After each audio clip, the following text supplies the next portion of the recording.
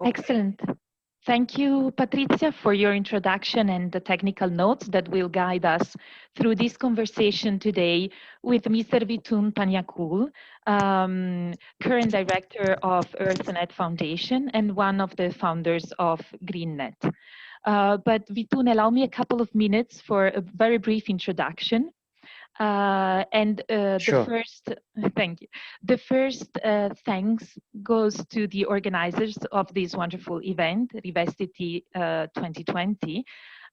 This year, the event and festival has gone digital, so it has lost a bit of the human touch and direct relations that it used to have, but has maybe allowed a larger number of people to attend these very interesting events and conversations.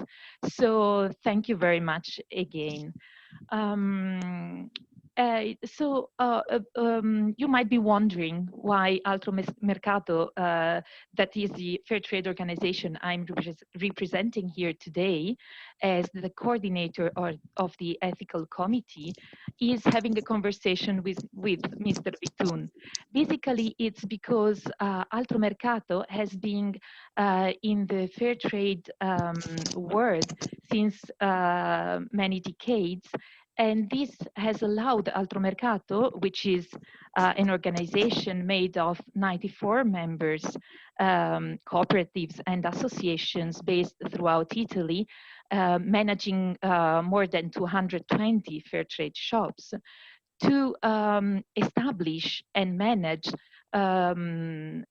partnerships with organizations all over the world in more than 40 countries. I'm talking about partnerships because fair trade is based not only on commercial relations, but on mutual partnerships based on solidarity, trust, and sustainability. GreenNet is one of the long-lasting partners that Altromercato has been working with. And today we have Mr. Vitoon with us, and I will give you a very brief introduction on who he is, and then I'll give him the word to complement what I'm saying. So, Mr. Vitoon Panyakul, hope I'm pronouncing well your surname, is an agronomist by profession and career. He has always promoted organic agriculture and organic farming in Thailand, where his organization is based. He has started working in fair trade since 1991, and has contributed to funding several organizations, among them GreenNet Cooperative, that is producing and trading mainly rice, but also other products and crops that he will tell us later. Organic agriculture certification in Thailand, the EarthNet Foundation, and the Thai Organic Trader Association. He is at the moment, as I already mentioned, director at the EarthNet Foundation and operates in Southeast Asia as a consultant for fair trade organizations and organic agriculture. So thank you very much for being here with us. For those who don't know, in Thailand now it's 8 in the evening. So Vitoon is with us instead of doing something else, and we are extremely grateful to his presence and his availability. As always, he has been a very good friend of Altromercato and the other fair trade organizations in Italy. I forgot to mention that Altromercato is a social enterprise according to the Italian law. And this is just giving you another element to understand why, when we talk about fair trade, we are not talking about exclusively about commercial relationships, but about social relationships. So, dear Vitoon, I will leave the floor to you, asking the first question. So if you could maybe introduce yourself from not a career perspective that I have already explained a little bit, but maybe what has pushed you and what has stimulated you to work for fair trade and organic agriculture in Thailand, and maybe give a little overview of how and when you founded GreenNet and the EarthNet Foundation. The floor is yours. So good evening, Federica. Thank you very much. It's always my pleasure to be part of the CTM activities. Even though this year I could not be there myself, I will miss the Italian food, definitely. But it's still good to be with you electronically. Okay, as you have introduced me, I think it's more or less cover my almost 30-year involvement with the organic and fair trade in Thailand, where we were one of the very first group in the country who organized organic food producer as fair trade. We started off with rice production, rice farmers in the Northeast were supposed to be the poorest area or region of Thailand. And we start with one groups with 50, 60 members, and we continue to, and we since then we have been growing, and now we in Thailand alone we are working with more than 15 different groups. You talk about rice, organic and fair trade rice, which currently we work with about 6 groups in different part of the country. The second main products, which is the coconut, you probably already selling the coconut milk. Yes. And that's mainly from the central, the southern part of Thailand. But we also work quite a number of groups which the product only sold in the country. For instance, we work with these cotton projects, organic cotton projects, and the mulberry tea. Mulberry is kind of this silkworm food, but we don't do the silkworm, we do the mulberry, but as a tea type of herbal tea type things. And also, of course, the coffee projects up in the north. So all of these are organized under the Organic and Fair Trade, where we help farmers to convert to organic production. Then they become a member of the cooperative. So we are a national cooperative. And then we organize the what we call the supply chain, the purchase of the material from the farmers, getting into the processing, and of course the exportations. Roughly at the moment, 35% of our total sales are in Thailand. And this year seems to be growing quite well, particularly at the first few months where there was some panic with the COVID-19. Everyone was stocking their food. So our domestic sales jumped significantly. But I think this month they've been slowed down because, Thailand is managing the COVID-19 quite well. So we are almost get to a new normal life now. So and people are now eating their stock that they bought a couple months ago. So it's getting back to normal. And besides that, as you said, we also quite active in South Asia. We are helping and supporting quite a number of groups in South Asia to develop their organic farming and fair trade as a consultant to to the national government, to international body, and also directly to NGOs and private sector in the regions. So that's my basic involvement. Yeah, sure. Fantastic. Thank you, Vitoon. I forgot a couple of notes, sorry, for the participants. It would be wonderful if you have some questions to share with us and Vitoon particularly. As Patrizia said, your mics are muted, but you can write them in the chat and we'll have a 15 minutes session on questions and answers at the end of the conversation.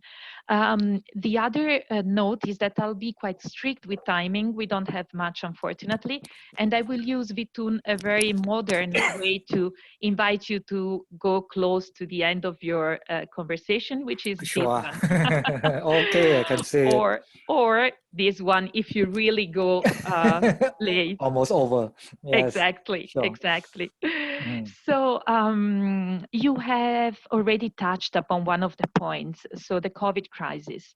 it has been something extremely unexpected and has affected a lot of our organizations. Of course, some of them have been impacted hardly, especially the craft producers, because they could not purchase raw materials. They had to stop working in their working places unless they were working from home, but still purchasing of materials was very hard. Some food producers have suddenly increased a lot their production or their requests for food. So what has been your experience in this period, and how is the situation now?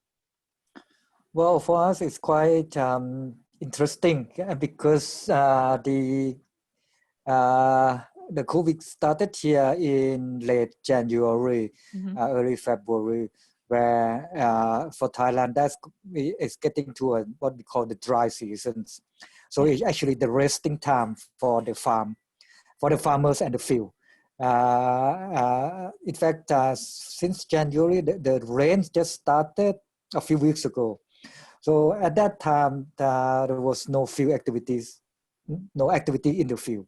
All the product has been harvested. So there was the lockdown. We have the government introduced the lockdown in the province and sometimes even in the village level. But it's only affects the movement of goods, particularly food, was not affected. They allow the food to flow, the essential products to flow.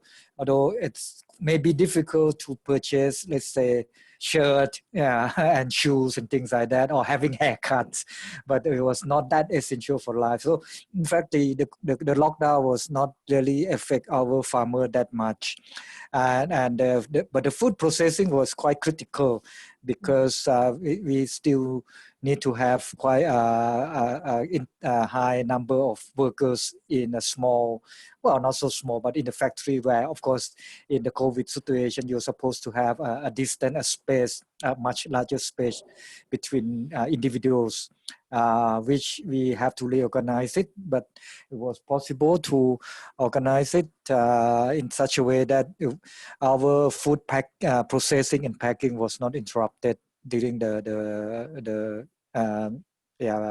event. Excellent. Thank you very much. We are glad to know that. And now I would like to pass to another topic, which I know is very close to your heart and is unfortunately the adverse effects of climate changes on agriculture, especially in the most vulnerable countries, as Thailand. You have mentioned in several occasions that your organization has put in place programs in order to support farmers to adapt to the climate changes, to the effects of climate changes, but preserving biodiversity and preserving food security for your communities. So this is really something admirable from our side. And we would like to know a bit more about these programs that you are putting in place. Well, we have started this climate change adaptation over 10 years ago. Well, of course, when we was first start, we also big learners. We try to learn from everyone of how we should organize ourselves to provide support to the farmers. It took us almost 5 years to learn because the issue is quite complicated.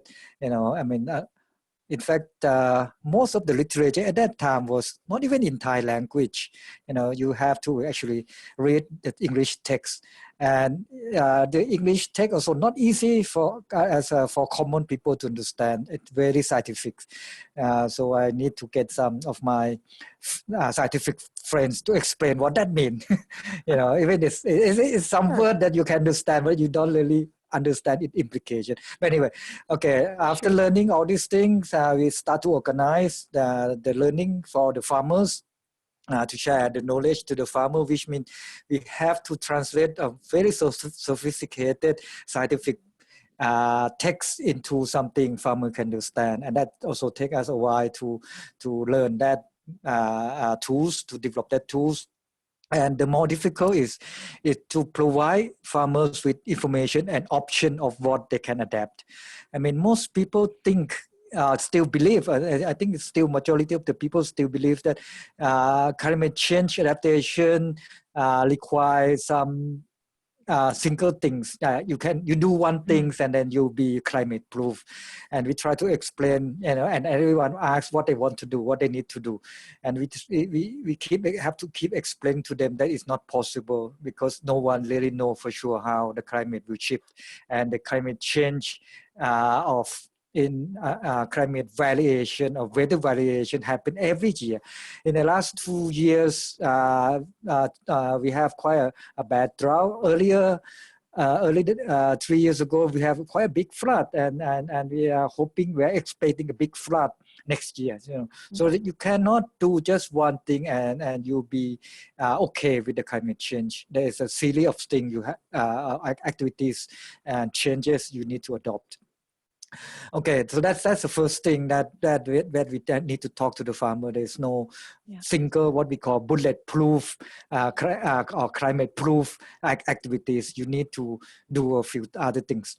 They are one of the key vulnerable we now identify for our rice farmer in the northeast region of Thailand, is that the rain seems to be coming later and later. In the past, we can expect the rain to start in April or May, but nowadays it seems that end of June is somewhere you should expect the rain to come. But the amount of the rain would be more or less the same, which means that now with the shorter of the raining seasons, but the same amount of water, it means when it rains, it's rain quite heavily, and so you have a drought in the beginning half of the year, and then 3 months a lot of rain, and then flood, and then no rain. That seems to be become a bit more established patterns of the weather. So we are encouraging farmers to make some adaptation to this new climate patterns by growing later, start the growing seasons later. Secondly, we also identify that in the rice field, it's not the same flat land. There's some field a little bit higher, some field a little bit lower, and in the higher field, normally will suffer a longer drought than the low one. So we are now encouraging farmers to put together those we call the highland rice field into something else, set aside that land and reducing the rice field. This higher field, then they can grow, they can do what we call agroforestry. Agroforestry is good because it's giving you wood, it sinks the carbon, and it requires less labor every year. You don't have to replant it. So it's actually quite suitable for our aging farmers. I mean, most of our farmers already over 65. So by introducing this thing, it would be much more suitable because they don't have enough labor. But we also have a few other options for younger farmers if they're still active and have enough labor. We introduce other field crops like sesame or local vegetables where they can grow and sell it in the local market. We even try to organize and support what we call the green market, the local market where farmers can sell their organic vegetables to this market on the weekend. So it's a combination of support that we are organizing now to provide the farmers, at least now we start with the rice farmers, to better cope with the climate change. For the coconut, interestingly, coconut is seems to have a better what we call the coconut trees are producing more yield compared to the last couple of years. So in effect, the climate change is not, it seems to be benefiting the coconut farmer better than other farmers. But yet, I mean, we still keep monitoring the situation and trying also to introduce other methods, including the use of biochar, where we believe that it could hold the nutrient better and allow the water to sink into the soil faster, so to reduce the risk of flooding, and also introducing bees in the coconut farm, so that it can help pollinate the flowers and improving the yield of the farmer. And of course, local honey is also, I mean, honey can sell really well in the local market. Excellent. That's very, very interesting, Vitoon. Thank you. So what we have learned listening to this bit of the conversation is that there is no simple answer to a very complex problem. Yes. But if you keep studying and you keep trying and experimenting and learning from your experiences, then maybe you can find a combination of solutions that can help going through the difficult times. Yes, correct. And then you never find a solution that can stay the same over the time, because Exactly. as you said, things keep changing, and That's right. Yes. also strategies need to change accordingly. Yep. So I invite, in the meantime, before I ask another question, all the participants, if they have questions, to start writing, please, in the chat.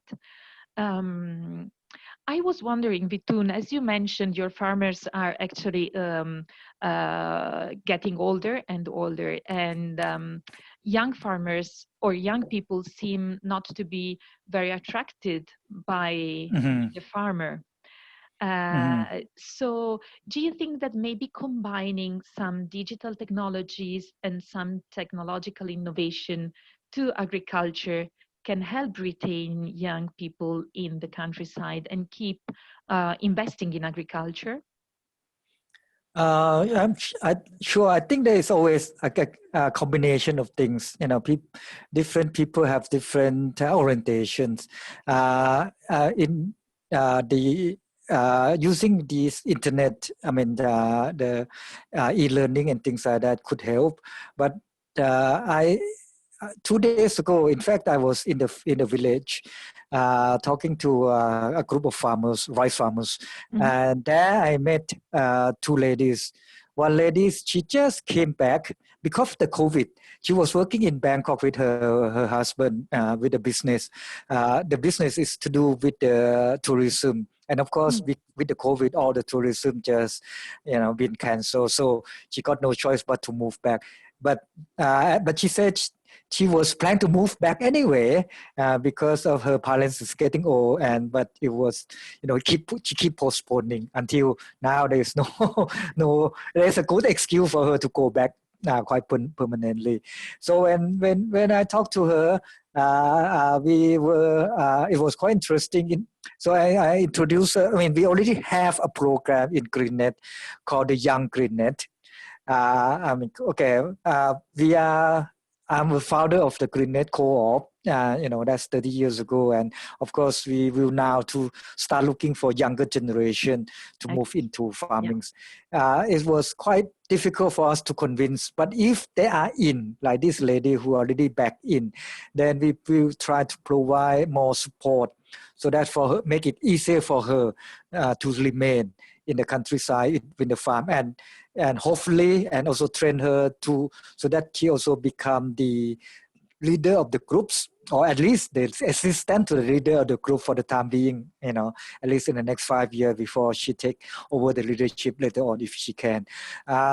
So there was a series of activities we already planned to provide this young GreenNet programs, and we are now recruiting almost like 20 people throughout the country to be under this thing. The main thing is the person have to be less than I mean, under 45 years old. Okay, otherwise you cannot be young. I mean, okay, Thank 45 you. is still quite That old. includes me. Yes, including you. Okay, you can join.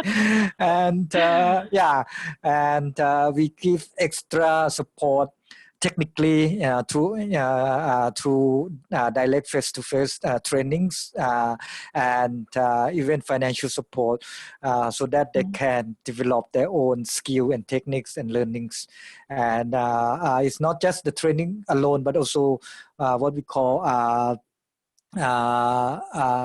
we become kind of supervising her farms, her production, so that we giving her a bit more closer advice of how she should do her farming and things like that.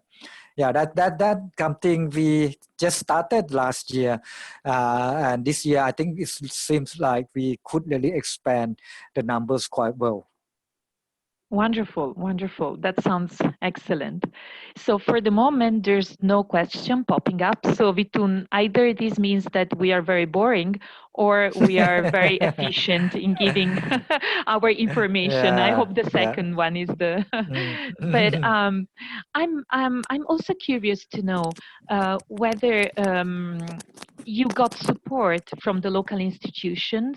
I mean, both at national government level and also at local institutional level when you started, because to be honest, I think you were among the pioneers in your country to go for organic farming and fair trade. And now, if anything has changed over the time. Well, interestingly, we don't really get local support from the government when we started, because we were too early. It's too early. No one really recognized organic farming at that time. Exactly. And then later on, nowadays there are much more support, but the support go to the smaller one, the young one, which probably need more support. We ourselves actually provide support to others rather than receiving support. But of course, it take us some time in the beginning to learn. Interestingly, we have quite a good friends overseas through the Fair Trade Connection and also through the organic communities, the iForum, where we have a lot of friends, which thanks to them, I've been learning a lot from their experience and then do it and apply those knowledge where I learned in the country. And of course, it was quite difficult at that time because we were pioneers, so we have to kind of make try and errors. And we always say within our greennet that we actually make more mistake and or fail than we succeed. But every mistake, every failure is actually a lesson to learn for us, and that's why when we actually train other people, we basically share instead of sharing the success, we're sharing of what the mistake we have committed. That's also very interesting, Vitoon. Thank you, because we normally tend to celebrate success and we tend to hide failures because in our society, failing is not really a value or is not really a plus. But that's also what I always tell to my children as well. You have to learn. You learn more from your failures than from your successes if you're open to learning. Yes, so, right. Yes. Yeah, that's also extremely interesting. And from your experience, what is the added value of the impact that fair trade has on small scale and family farmers? Based only on your practical experience over these decades of work on the field. Well, I think when you introduce the subject, you talk about CTM, Altromercato as a working with greennet as partnership. I think that's, for me, is the key in the fair trade. I mean, of course, but having a good business is always Sure. good, be able to buy and sell and so on. But it's the more interesting, even for the farmers. I mean, if you ask them, can they really sell their produce? I mean, if they're certified organic products, nowadays it's not going to be that difficult to sell the produce. But why they keep selling to us, why they still continue to our member? And that is because of a partnership. Because we are more than just the friend. We are not just, definitely we are not just one of the buyers. We are the friend, we are the partner. Yes.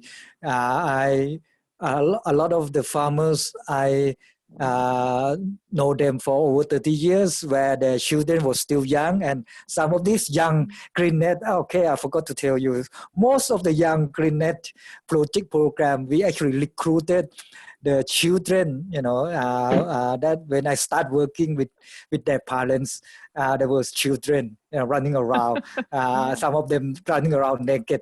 Nowadays they have become already having their own families. So I become a big uncles for everyone when I go to the village. So this kind of partnership where, I mean, when I go to village, I can almost like staying everywhere in the farmer house, and everyone kept invite me to stay, because we kind of know each other for a long time, and we continue to provide support and care for their living.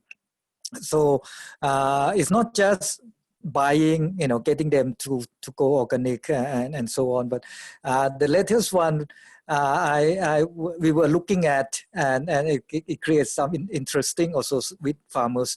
I interview about 5-6 families so far about how they cook, what kind of stove they're using. Okay, and quite in all the houses, they said they have 3 stoves. You have the gas stove. Okay, over there in the village, there's no electric stove. Okay, even in my house in Bangkok, we use gas. Yeah. You have the gas stove, and then you have the charcoal, and you have the wood. So they have 3 of them. Okay. And they say the gas is only when we have guests coming in or some special event where you have to cook fast, So it's cooked very fast and all these things. So you use gas. Of course, you don't use it all the time because you have to pay money for the gas. Exactly. And most of the time they use wood instead of charcoal. Okay, they say in the old day it was, they say wood is easy to find, but charcoal, they can only make a charcoal in the dry season. In the wet season, when the rain comes, they cannot make a charcoal, so they have to use wood.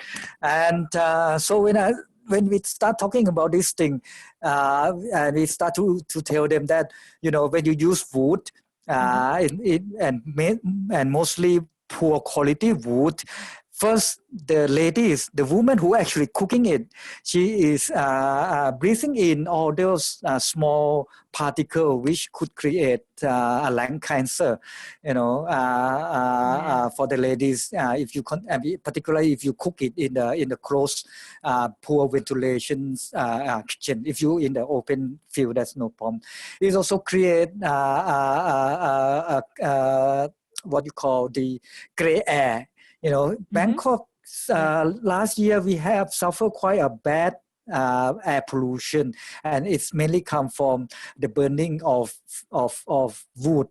You don't know whether it's actually burning of agricultural field or from this cooking.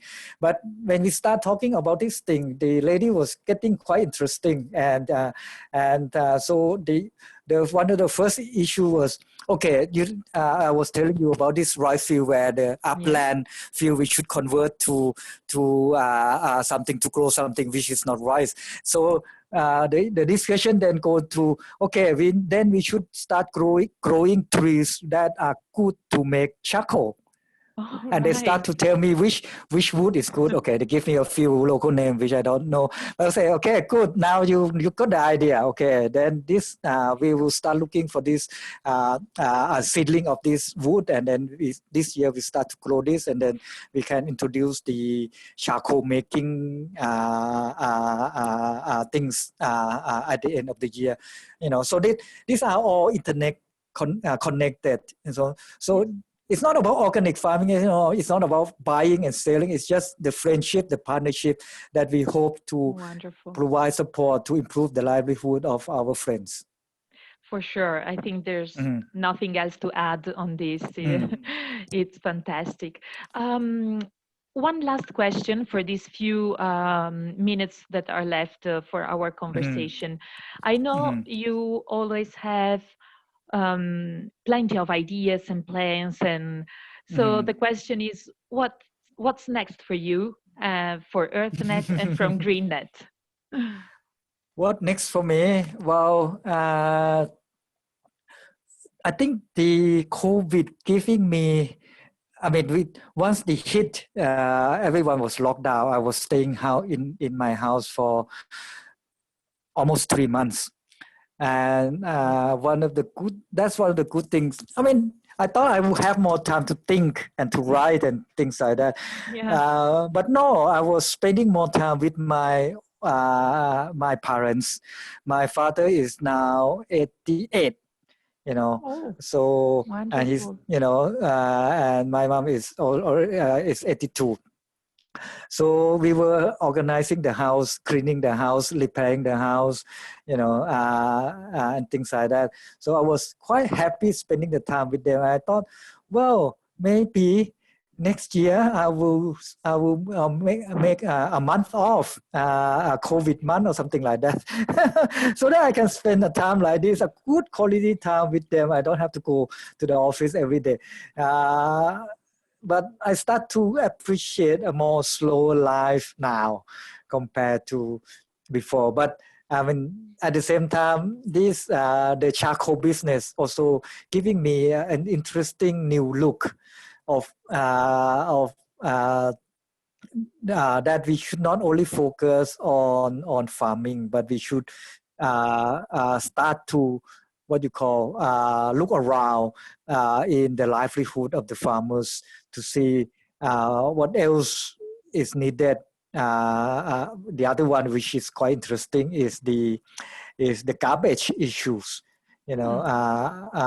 Yes, and where we start there is no system of collecting the garbage. Right. And in organic farming, you're not supposed to burn the garbage in your organic field. So what they have to do is, because there's no collection, they have to burn that garbage in the neighbor's field. Okay. So at the end, we thought, wow, okay, we don't solve any issues. We don't have anything. Just change the burning from the organic field to the neighbor field, conventional field, but the garbage still got burned. So we better start looking into this thing and try to do something else. If we want to say we are helping the farmer, improving environmental issues, this is not, we are not going anywhere. That's for sure. So keep analyzing and keep looking for new solutions. And I think that one of the not so happy with your own success, because that success, there's many other sides of issues. Of course. Yes, absolutely. But I'm sure that this holistic approach that you are putting towards improving the lives of farmers in Thailand is really one of the key learnings that we can keep with us from this conversation. Because unfortunately our time together is about to expire.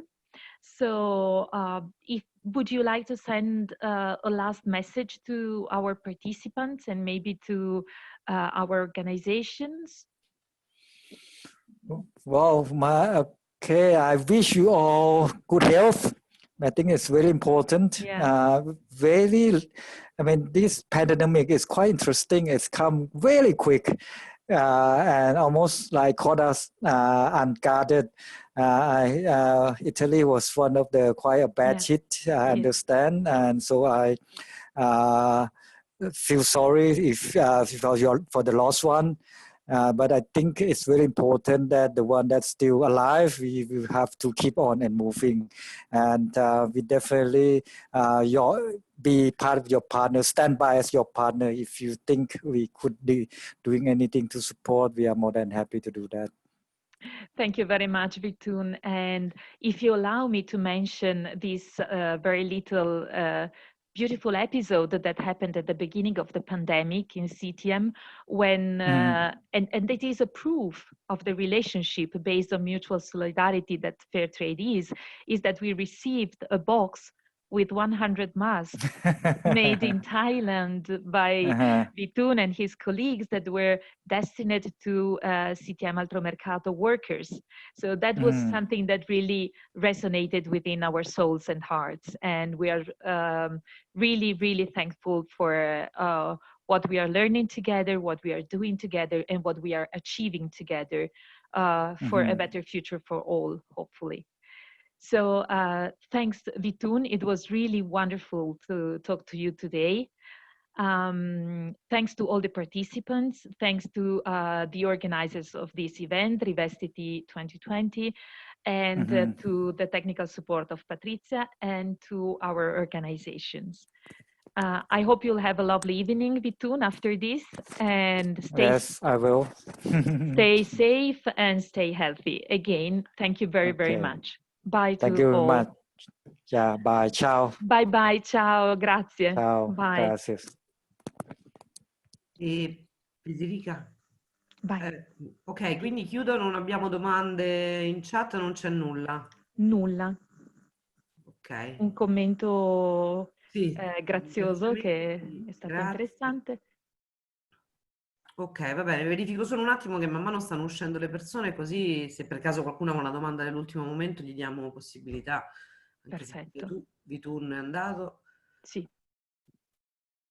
Va bene, direi a posto. Va bene, allora io do la chiusura, ok? Che dirti? Grazie Patrizia, grazie davvero. Un Grazie. abbraccio, a presto. Ciao, Ciao, ciao, ciao, ciao. ciao.